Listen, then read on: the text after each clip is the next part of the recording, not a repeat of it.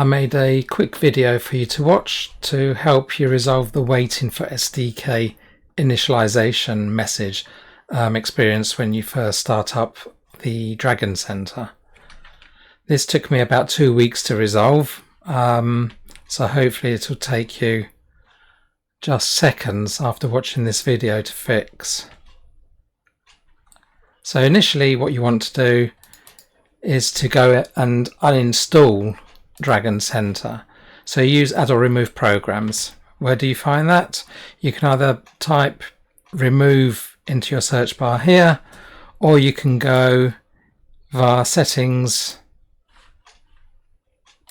and type remove into there, and then the search will find the add or remove programs.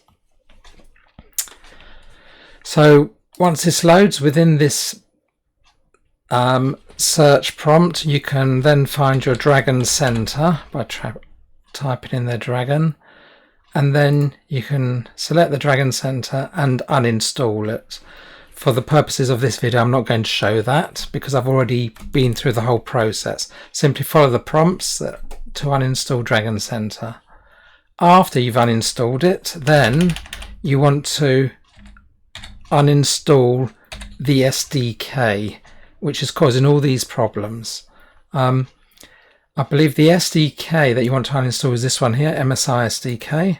So again, click uninstall, follow all the prompts. Once that's complete, you will have effectively removed everything that you need to remove in order to do a clean installation.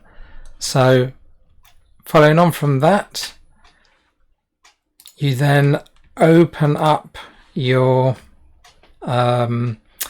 previously downloaded Dragon Center installation, navigate to the executable, right click, run as administrator. This will just make sure that there's no issues in installing. Again, follow all the prompts. I believe once